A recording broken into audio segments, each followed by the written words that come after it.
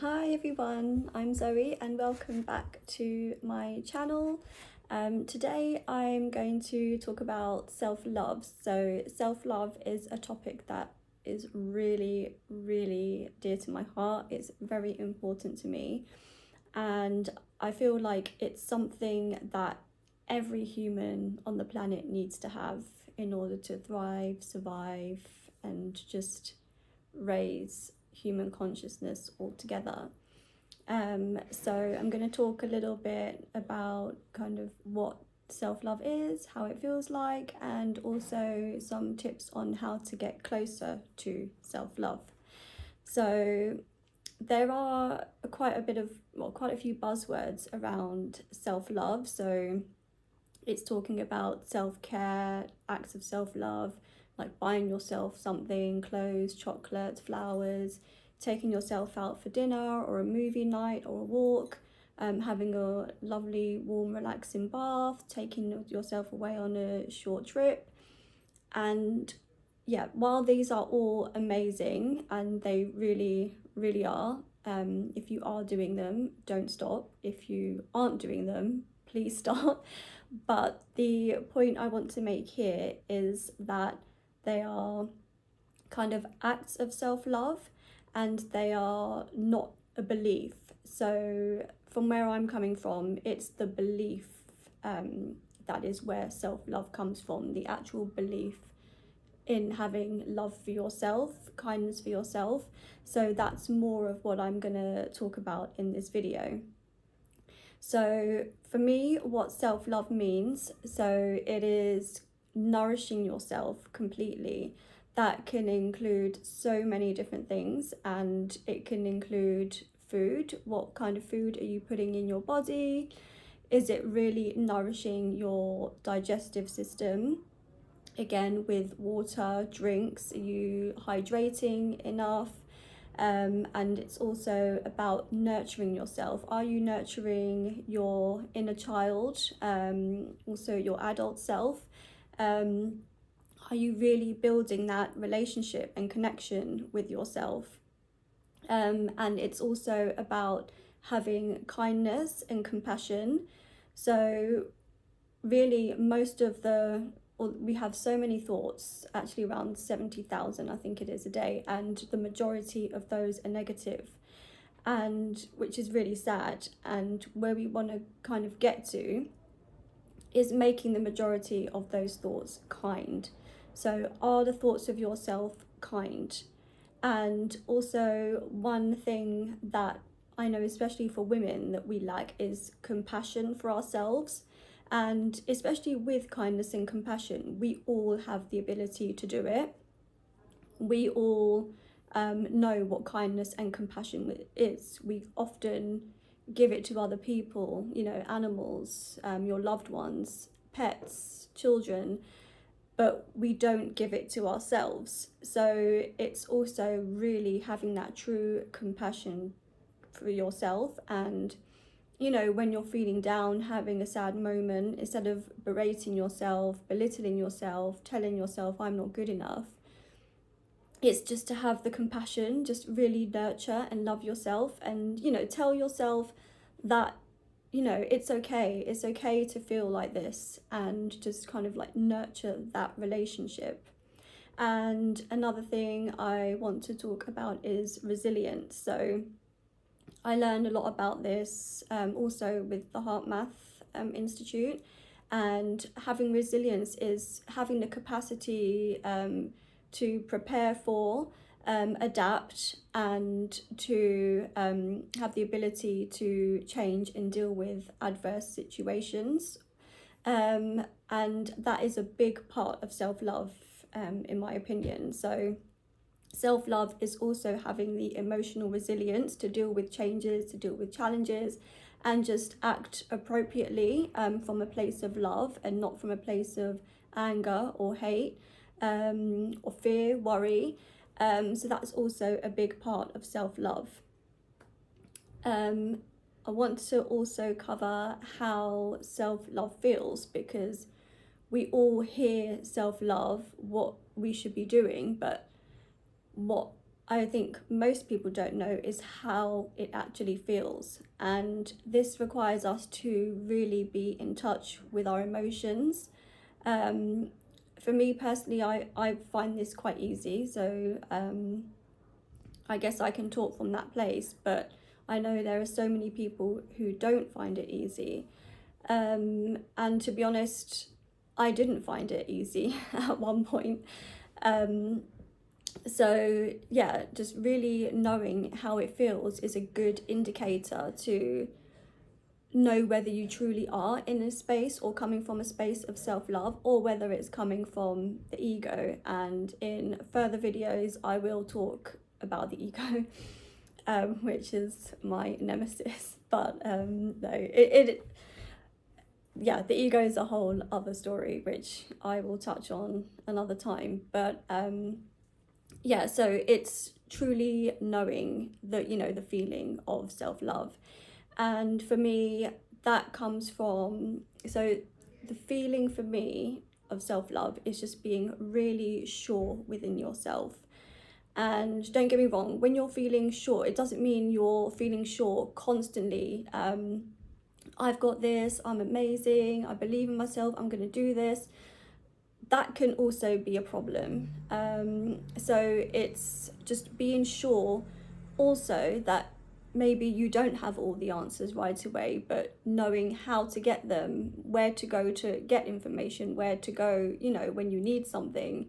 So it's just being sure within yourself and knowing that you've got this. And when you connect with your heart, that it's just a really gentle knowing.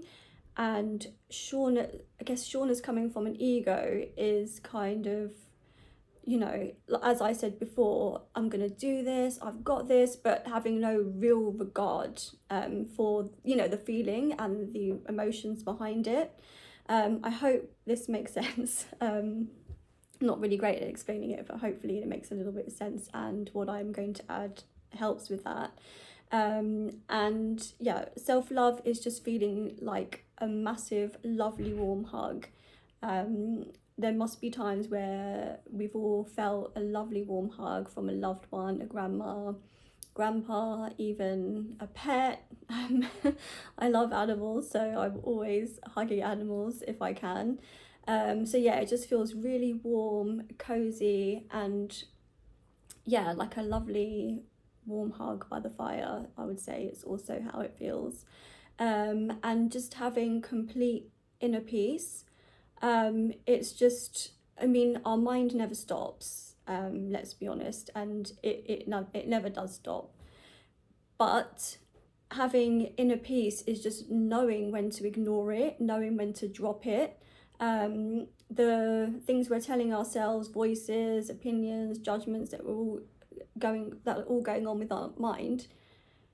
Having inner peace, they don't really stop, but they become quieter. I think eventually they do disappear, and I'm really, really looking forward to that day. But yeah, it feels just being centered and calm and having complete inner peace. And it also feels like joy. So when you're kind of in the emotion, or in self-love, I don't know how else to say it, but when you're in that feeling, it just feels joyful. You just feel happy. It's looking outside of the window, and there's a tree outside my window that I just always look at, and there's a little nest of magpies. But that tree, I'm just constantly looking at it and just looking at how it changes through the seasons, and it's just the most simplest thing, but I really enjoy looking at the tree. So it's just finding joy in the little things. In putting my makeup on, I really enjoy the process. Also, you know, do you enjoy going for a walk? Do you enjoy exercising? Do you enjoy going to work? So it's just having joy in the small things. It's not coming from kind of external. So for example, it wouldn't be coming from, you know, going out partying, trying to forget your troubles. It's just that quiet inner joy that you have, the little things, just looking around you and being able to find something to be joyful about. and also gratitude. So with joy, with self-love, comes gratitude, and it's just really being grateful for what you have. Even something really small, being grateful, well, I guess being grateful for your health is huge. If you are healthy, you have won the lottery, you know, you are literally living in the best way possible. So just having your health, being able to walk, being able to put one foot in front of the other, picking up a pen, it's just simple, very simple things like that to be grateful for, because there are people in the world that don't have the most simplest things that you have. So yeah, with self-love, you truly become grateful for just even the tiniest things as well as the big things. But unless you're really grateful for the small things, I feel that you can't truly appreciate the big things when they happen. And just being inside, you just feel lighter. It's just feeling light. It doesn't mean that you don't have problems, your problems just disappear. It doesn't mean that, you know, you no longer deal with everyday life. It's just knowing that you can choose another option. You can choose love, you can choose joy, you can choose gratitude. And just the lightness that comes with really feeling these things and feeling these emotions is just, yeah, it's just a nice, it's a really, really lovely thing to have. So on to how we get there. So it's a long journey. I mean, it was long for me. It doesn't mean it's going to be long for anyone else, but it can be long is what I'm trying to say. It isn't an overnight thing, and it involves a lot of repetition, repeating things over and over again. And just when you think you've overcome a hurdle or something will come back around, and it will kind of re-highlight that, you know, the issue or the trigger that you had. So it's basically it's reprogramming your belief system. And that takes time, because don't forget, we are trying to undo years and years and layers of having these certain patterns and beliefs. And it also comes from before you were even born. So it goes back even through ancestors, even before you're here. So the amount of layers that we have to, you know, remove, lift off, uncover is crazy. So again, it's having compassion. It's not going to happen overnight. And once you realize all these reasons, and you know, you're uncovering so much stuff, you'll come to realize, yeah, it isn't possible to do it in a short amount of time. So I guess one of the first things that I started with is noticing how you speak to yourself. So if it helps, use your phone, have like a piece of paper and just tally, even just doing a tally or writing how many times you've spoken to yourself negatively.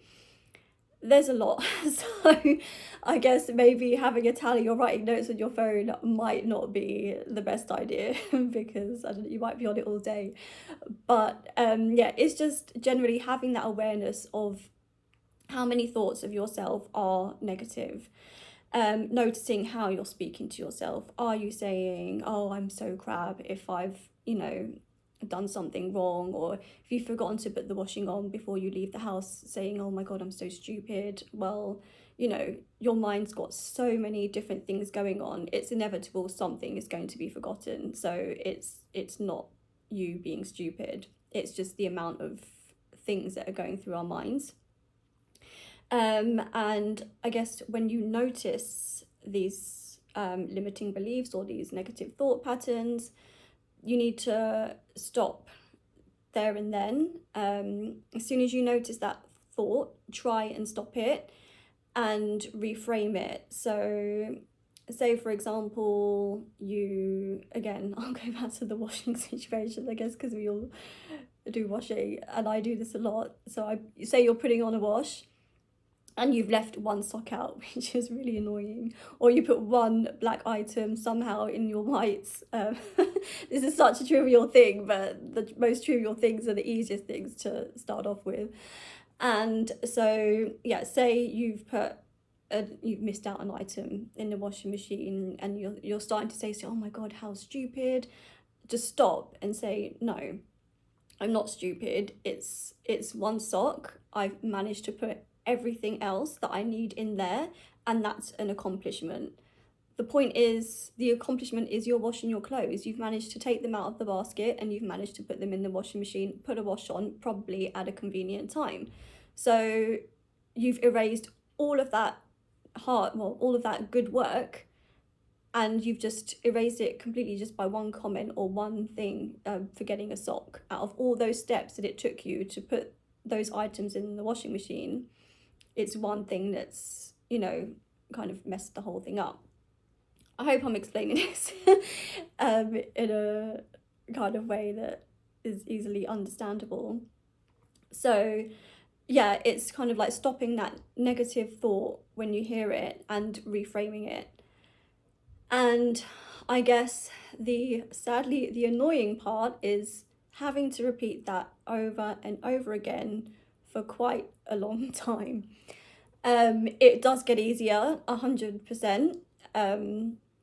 But to begin with, it will be having to repeat that cycle over and over again, noticing how you're speaking to yourself when you hear when you hear yourself saying something bad, or telling yourself something bad, or even saying it to other people, for example. It's just stopping it and reframing it with a positive belief or a positive thought, and just repeating that over and over again. And eventually, as I said before, it will become easier, and you'll notice that you don't have to do it as often. Again, this happens with all areas of your life. So I guess when one subject is closed, another one opens.